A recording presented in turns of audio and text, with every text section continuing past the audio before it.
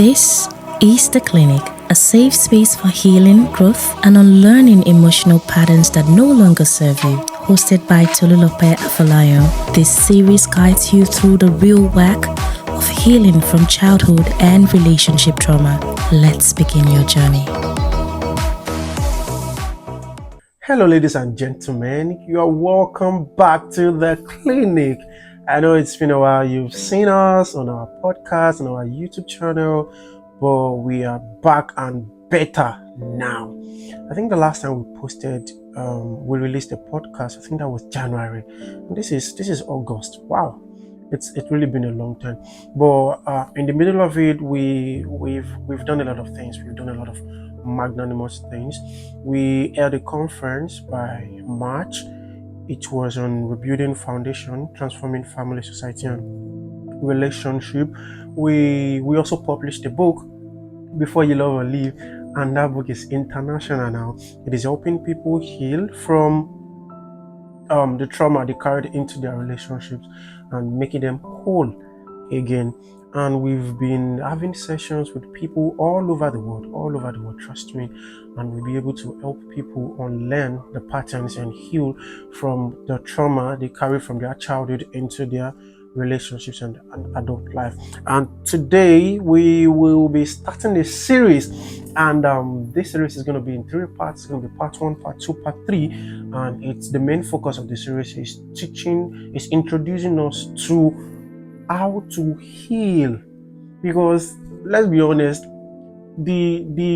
should I call it a pandemic? Because the amount of people that are out there that are heartbroken, that are hurt, that are struggling from trauma, like, it's a lot. Even myself, I had my fair share experience because I tried getting into a relationship with people, and the reasons why they could not get into a relationship with me was because of this hurt that they are still carrying. You know, you loved someone before and you got hurt. It will be difficult for you to say you want to love again. It will be difficult because how are you going to convince me that you are going to be different from my exes in time past? You know, and these are traumas. Yes, these are traumas. And if you don't deal with them, you won't be able to move on. You won't be able to have that beautiful life that you really crave. It will be difficult to have it. You will now create safety around other things. A lot of people have buried themselves into work when they have work to do. Yes, at least they don't have time to think and mourn over any relationship or any guy or any lady like that. Some people have created a safe space in their room. Some people work remotely now, and they will tell you that I don't have reason to go out. There's aside work, there's nobody waking me up in the morning. No good morning. I don't have to show up for anybody. I don't have to worry that I've not texted. I don't have to apologize. I don't have to do this. I'm just living a peaceful life. Peaceful life. And I can testify that it's really a peaceful life. But that's not really the kind of life that you should be living. You only made comfort out of what you could get. The way God structured the heart, it is made to love. Do you understand? So if your heart is not loving, it is not functioning right. And wherever you create a safe space or a comfort zone, is only temporary. You're going to get tired over time. And you really see that you really need someone beside you. And how do you eventually get yourself to putting yourself out there into a relationship with someone if you don't heal? And this is what I'm here to give to you for free. Don't mind me, because you truly need to heal. You truly need to heal. So the first episode of this series is going to be on wounds and ripple effect.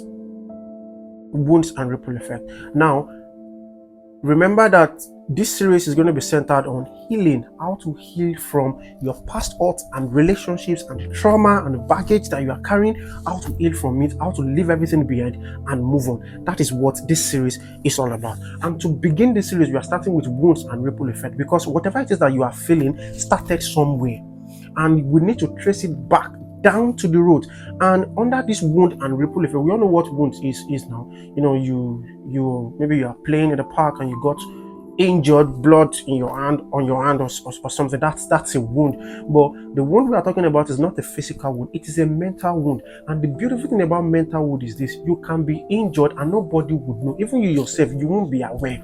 Yes, you can be mentally injured, you can be carrying trauma, and you are unaware yourself. You will think that it is because you were in a relationship with a narcissist, or you were in a relationship with someone that cheats, or you are in a relationship with someone that does not have emotions. That is why you are hurt, or that is why you are carrying trauma. No, there is another thing at play, a bigger force on the foundation of your life. It is seated like balance gone at the foundation of your life, and that thing, it is what we are opening up today, and that is a wound. And like I said, with mental wound, you can be perfectly fine living your life, eating, partying, even giving good advices to people that are having relationship problems. But you will know that you yourself, you are the number one patient that needs help. Do you understand? So, and this wound started from your childhood. Yes, it started from your childhood. And I'm going to split it into 3 different categories, which is your parents, your teachers, and your society, because those were your first contact to real life before you went to university. Because it's from university that majority got to witness the outside world and get out of their village. Many people grew up in village. I grew up in a village. Well, I'll call it, a rural area. Let's let's be guided. Let's be guided. So, like I said, I'm going to segment this childhood, where your wound started from, into 3 categories. 1, your parents. 2, your teachers in school. And 3, the society. Now, parents. How did your parents wound you? How did they hurt you? I grew up in a family whereby the only words I said to my dad were, "Good morning, sir. Good night, sir. Welcome, sir." We do not have any form of conversation outside. My father was like a terror. Like, he enters the house and breeze will cease to blow. Breeze will cease to blow. Like, it was so terrifying that neighbors were scared on my behalf whenever my dad is coming from work. That, Tolu, your daddy is coming, go back inside. Because then, growing up, I was a very stubborn child. Very, very stubborn. Don't go outside, I will go outside. Don't do this, I will do it. Don't do that, I will do that. And my father was always physically correcting me. You know what I mean? He made use of his hands. He didn't spare it at all. He did not spare the rod. He did not. The day I added, "How was your day?" to those 3 phrases that I normally say to my dad, was one of like the happiest day of my life. He came back to work that day. "Welcome, sir. How was your day?" Said it was fine. My mind won't first cut like, I was able to do it too. Like, I was surprised. I was surprised. Now imagine the first contact I'm supposed to have as a mentor, a guide, someone to teach me about love, about vulnerability, about how to handle my emotions, about how to be a man, stand firm. We don't really talk. We don't really have any conversation. Even whenever I want to ask him for something that they asked us to bring in school, I'll first do rehearsal. God, help me to meet my daddy in a good mood.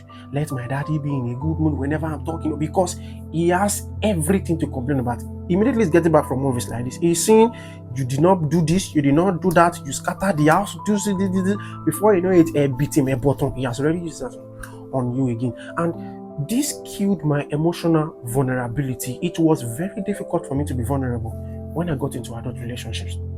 But let me not jump. Let me still stick to where we are. So, lack of parental duty. I understand. I later understood that, they had to find what we are going to eat. They have to find a way to run the family. So it was impossible for them to be present all the time.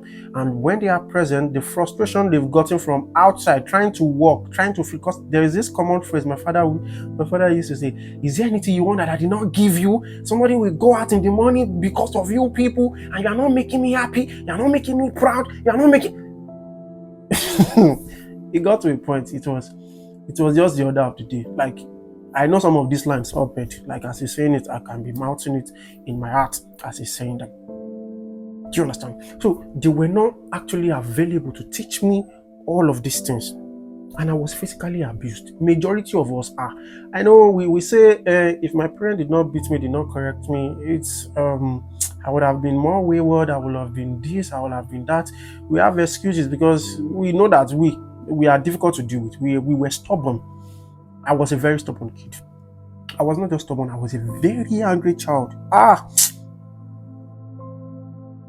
It was it was difficult for me to have a clique of friends because nobody really wants to play with me like that, like that, like that. Do you understand? And I could not get to learn about emotional vulnerability from my parents. Imagine a child having just 3 words to his father, to his parents in a day. Good morning, sir. Good night, sir. Welcome, sir. Whichever way you are feeling, it will be difficult for you to express it.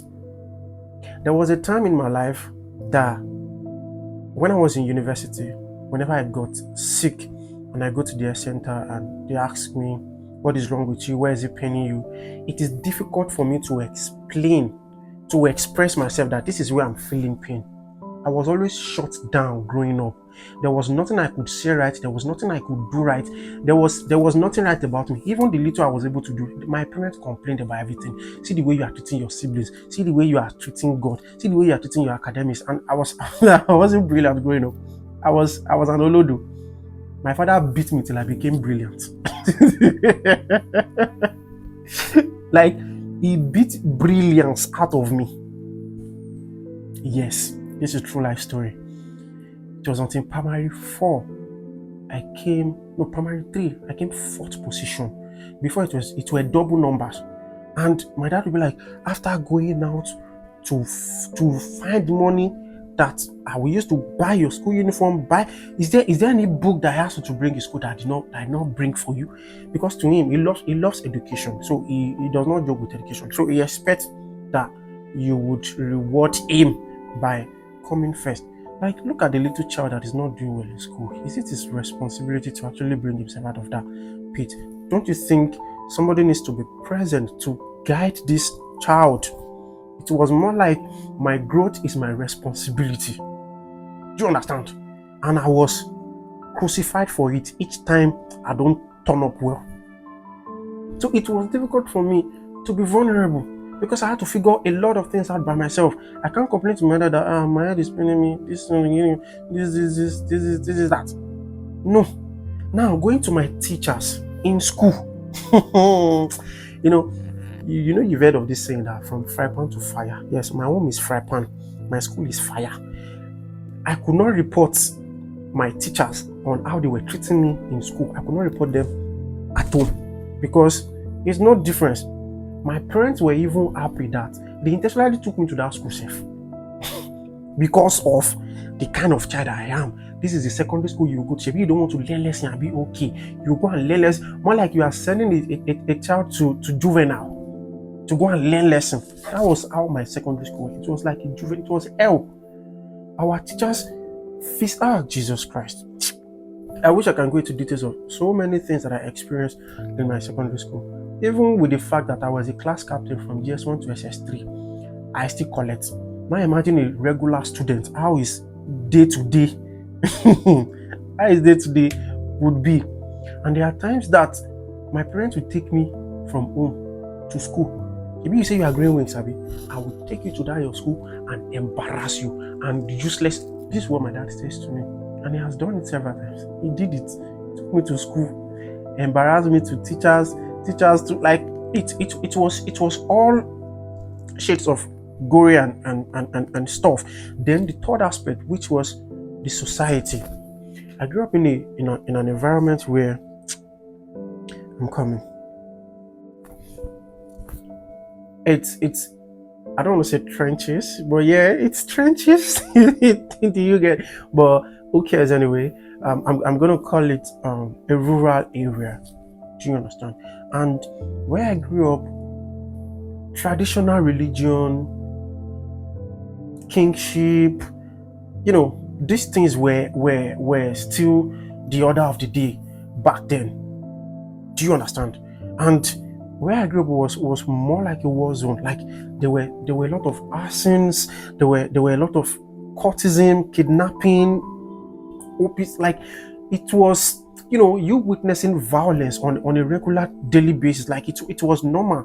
It was a normal thing. Everything can just be going on well on a fateful afternoon, maybe a Thursday afternoon, and before you know it, everywhere is dry.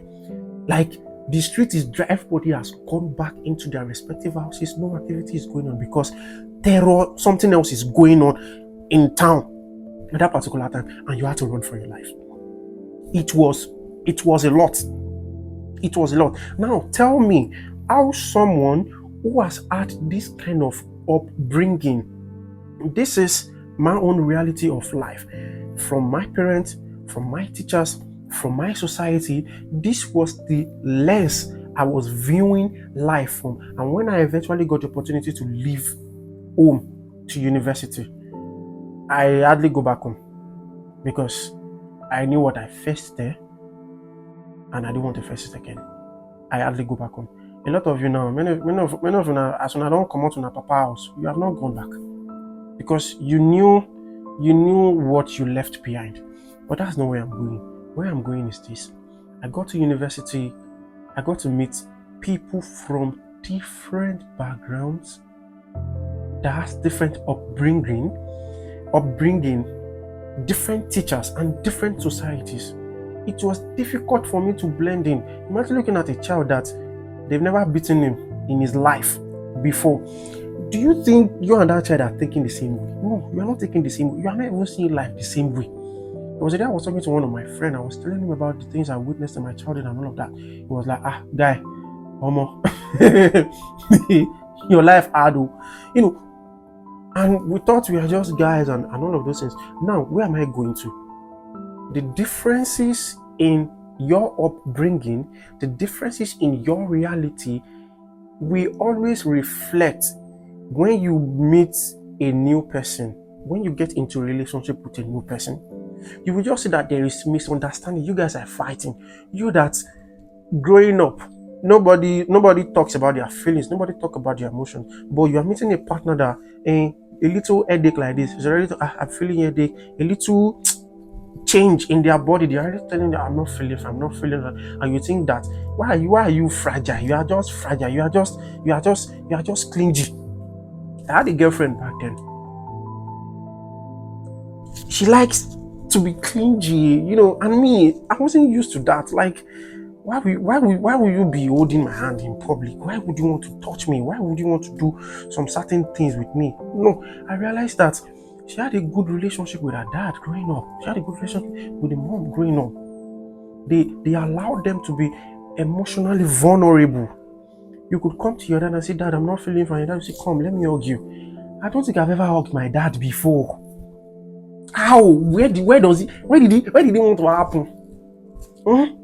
Now you've never hugged your dad before. You're not in a relationship with someone that from child, she even sleep off on her father's chest, on the mom's chest growing up.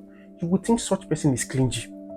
And that is where the relationship problems that you have, that is where it begins from your childhood.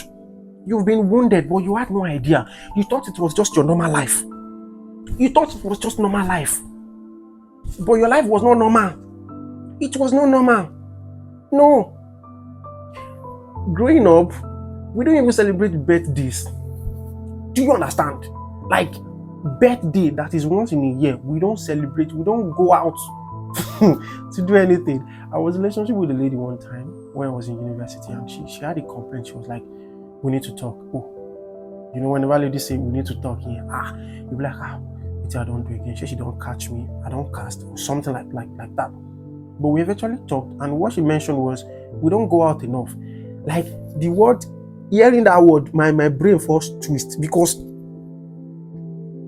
I've never went out with any lady as much as I've gone out with you. So this relationship to me was like the dream relationship that I really outdo myself. So I'm like, what do you mean that we don't go out enough? But we still do that. It was later I realized that every Sunday after service, they're always going out in their family. Yes, every Sunday after service. Imagine this is the order of the day in your life. When you meet a partner that is not used to something like this, there is no way that there won't be issue. There is no way. So your childhood has created differences in personalities. So it will be difficult for you guys to see things the same way. It will be difficult. There are relationships that they argue a lot. And one of the partners enjoys the argument because growing up, it is through argument that they get things done. If you don't shout, if you don't raise your voice, if you don't force things, you don't get your way. You don't. But now you are meeting a partner that they get their way easily. You will be like an animal to them because you are always shouting, you are always fighting. Why is everything always, must we shout, must we argue, must we fight about everything? It will be difficult for you to blend in that relationship because your childhood has been faulty. You didn't have the right relationship you need to have with your parents to be able to dwell well in relationship. You didn't have the right relationship you need to have with your teachers. Your teachers didn't teach, they just want to, my teachers, they wanted to, if it was possible that my parents will sign a death warrant, if I can die, I die in the process of them beating me. If it is possible, they will sign their document, and I'm sure my daddy will sign it too. Because if my daddy will not kill me, my teachers will kill me. Imagine, it got to a point that I was numb to pain. You know, they call them Odeshi. These things affect your emotions. It affects your vulnerability. That is why you see a lot of men today. It is difficult for them to be vulnerable. They think it is weakness because they were not taught that way. And they will be telling you with facts, true facts, believable facts. Even you yourself, they will convince you and you will agree with them that yes, truly, vulnerability is weakness. But that's not what we are talking about today. So when you go to the outside world and you mix with people, there is no way you won't have problems in your relationship. There is no way your wound will not surface in your relationship because the wound you are carrying was not treated. It was not treated. You've been bleeding from childhood. You have been bleeding from childhood. So when you get into a relationship with people, it will be difficult for you to blending. A lot of people have run away from LD love in their relationship. You meet a partner that treats you right, you be like, that guy is too gentle, he know they fight, no drama, there is nothing I do that pisses him off, like nothing. Are you cheating? Am I not enough for you? Like, why is it that you don't have anything to say about the things I do? You are always saying yes, you're always agreeing. Many people ran away from that relationship because they felt like, no, it cannot be true. Because you've been raised in chaos. You've had to prove yourself. You've had to end love. You've had to struggle. You've had to survive. Your whole life has been survival. It will be difficult for you to have a good relationship. And with this kind of upbringing, you will be clouded to know the partners that are right for you and the ones that are wrong for you. A lot of people are chasing red flag. You will see people in a relationship where you say the boyfriend don't almost kill her. He's always beating her. And you wonder, why is she not living that relationship? You don't know where she's coming from. Maybe she grew up in a society whereby it is the order of the day for the father to be beating the mother. And the mother will still stay. Where I grew up, my house growing up, my neighbors upstairs, the man they beat his wife, and it is, we can be in our own apartment downstairs eating, and we'll be minding our business as if nothing is wrong, like it's normal. Even we'll be saying to ourselves like, if they don't tire, they go stop. Imagine that kind of reality. Now you get into a relationship whereby there is no beating, they don't say foul languages, nothing. And you will abuse some people. You will say some things to your partner. You'll be like, they are too sensitive. Small thing. I'm just playing with you now. Yeah, you're already sensitive. No, you're not just playing with her. You're not just playing with him. Your childhood has messed you up. A lot of things that are not normal has become normal to you. So when you now eventually meet things that are normal, when you eventually meet the version of LD love that you think you deserve, that you think you want, you won't be able to cope in such relationship. It will be difficult. It will be difficult. Now, this is where ripple effect comes in. When you are carrying these wounds and you get to leave home to be exposed to the outside world, the way you've been raised will reflect in your relationship. It will reflect in your work. It will reflect in public gathering. It will reflect in teamwork. You realize that there are some people in groups, maybe at the office, they will like, let's come together. Even when you're in university, whenever you have group projects, there are some that don't talk. There are some that they are the lead. There are some that they are just there. It is because of the experience of the reality that they've had growing up. It is difficult for them to blend. There are some people, because me, it used to be me at some point. It's like I need permission to talk in a public gathering. Like, I can't just open my mouth and talk. I have to take permission from someone. Like, who should I even take permission from? Because if I talk now, if you go talk something, we know nice, and they will be like, what's this boy saying? Nyama. There was a time I spoke in church. It was on Wednesday. So I think it was question and answer, and I think I answered the question. Before I could stand up to collect the mic to answer that question, I had a series of battles in my mind. While I was there seated, I was like, okay, let me even write out what I even planned to write. My heart was bouncing, because growing up, I was not allowed that freedom of expression. There was nothing you want to talk, who you be, where you won't open your mouth to talk. So I felt like it might be the same thing here. I could not open my mouth to talk. Eventually, I summoned courage. I raised up my hand and I talked. What I said was not more than, I think, 30 seconds, because I had to say everything I wanted to say. I had to say it fast. And as I was sitting down, I was hearing rounds of applause.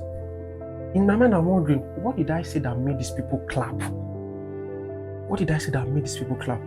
There is no way you won't be timid if you grew up in an environment whereby your feelings and emotions were always silenced. And when you get to a relationship and you meet a partner that is always nagging, like, you will be traumatized. It will be like your father shouting on you all over again. It will be like that. So the ripple effect is this. The way you were raised, it will transcend into every area of your life. Into every area of your life. You will be at work, you will see that some people, like, you'll be saying that, are you the only one? You're always talking, even when they did not ask you. You're always saying things. You're always saying things. It is it that I know best. It is it that I know this. But you don't know that they grew up in a space whereby they allowed them to talk. Yes, they granted them space, the freedom to talk, but you were not granted that freedom. You were made to see as somebody disrespectful and rude, and that your own is too much. If you talk and you think it is the same thing from there, now you're now projecting your upbringing, your background on people that are innocently doing things that they are doing. You will say that you will hate them, and they don't give 2 cents about you. They don't care about you. They don't even know how you feel about them. They don't even know. So the ripple effect is going to transcend into every area of your life. Everything you touch will be tainted.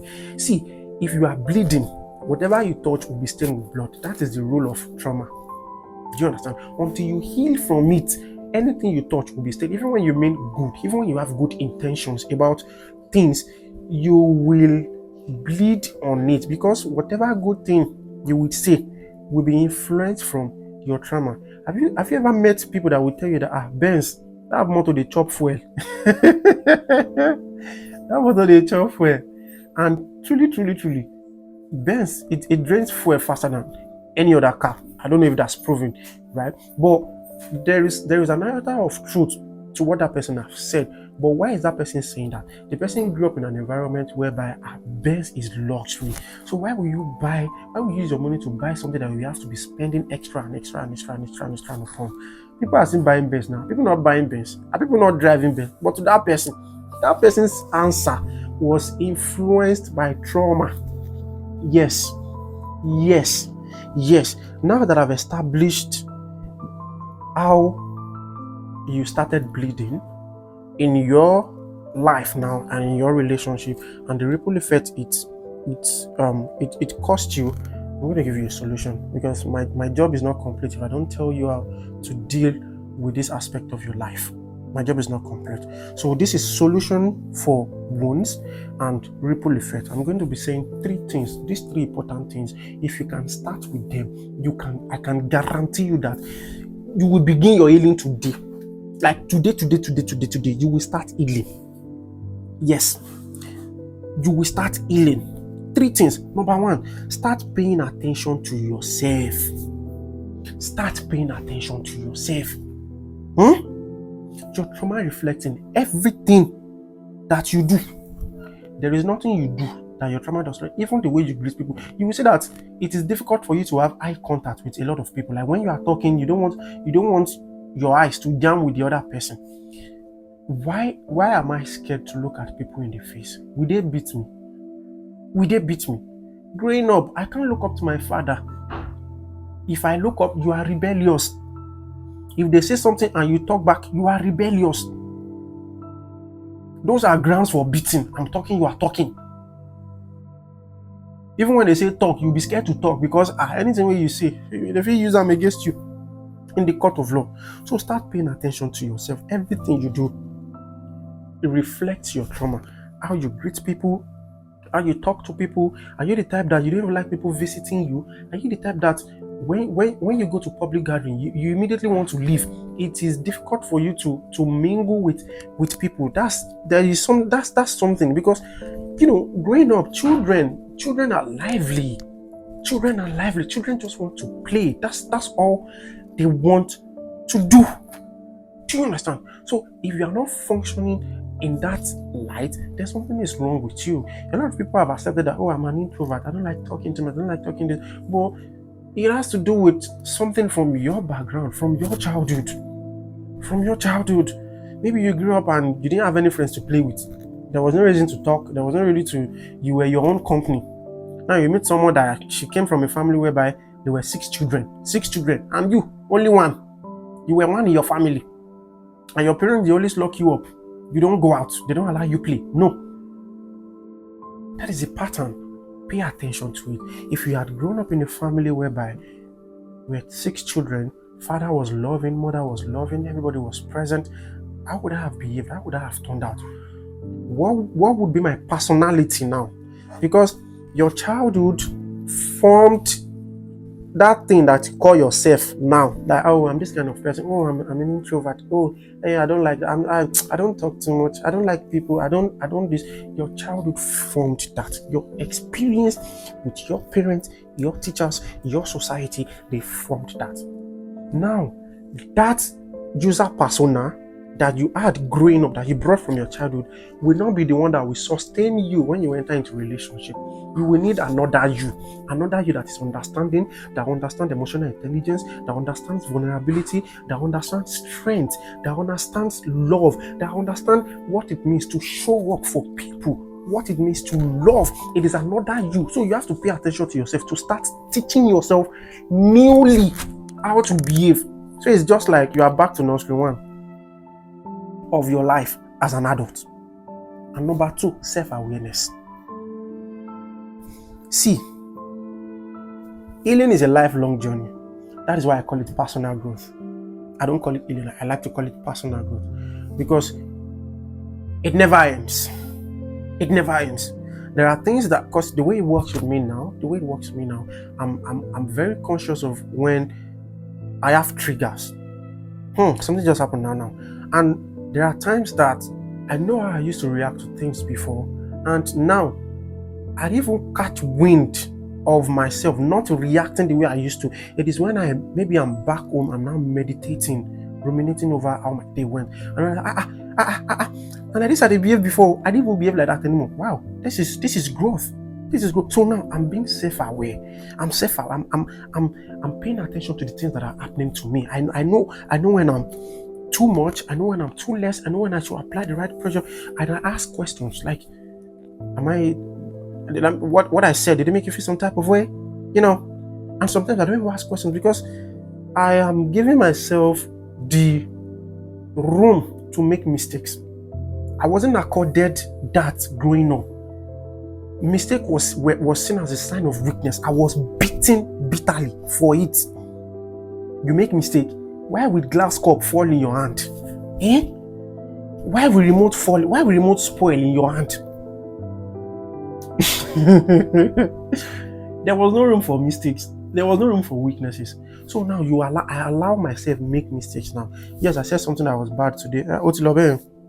Tomorrow I will do better. I don't guilt trip myself anymore because I'm an adult now. Nobody's going to beat me. Do you understand? Number 3, self-reflection. Self-reflection. I had to go on a journey of self-reflection. That was where I discovered that I was a toxic person. One of my very good friend, there was a day he told me, like, guy, say you know say you're toxic. I didn't believe him. Like, why would you say I'm toxic? Me, spec, me way babes want. Do you understand?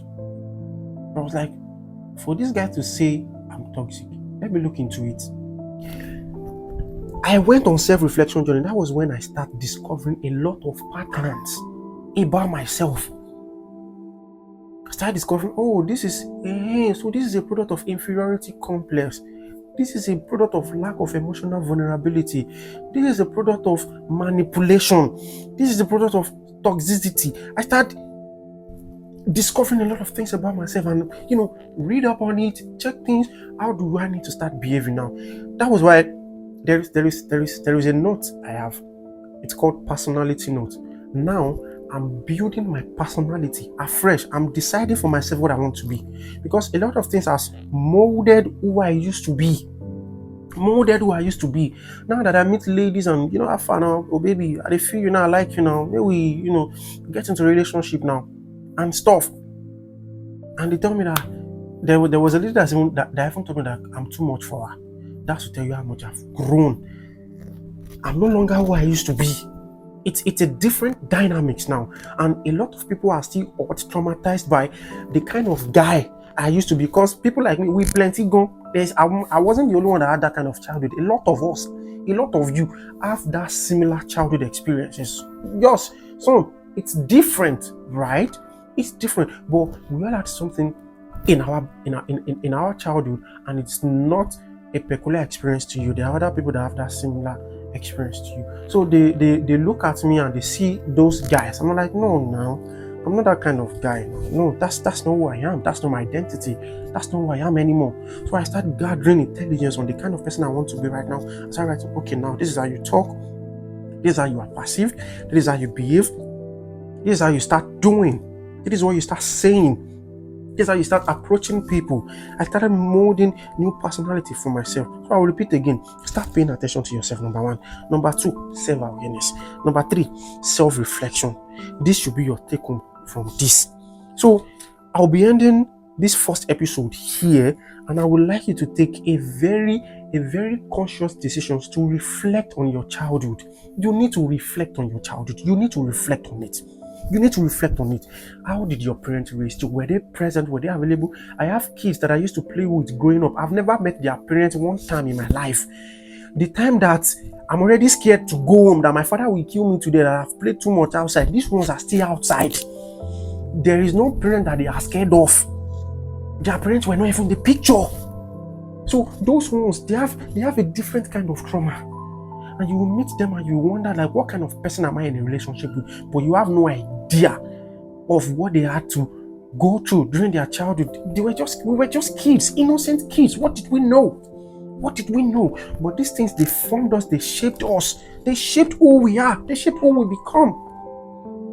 And it's difficult for everybody now to give people grace, because everybody thinks that, if you think you are a mad person, if I'm madder. If you go low, I go lower. We are not extending grace to each other. We are not even allowing each other spaces to grow, to heal.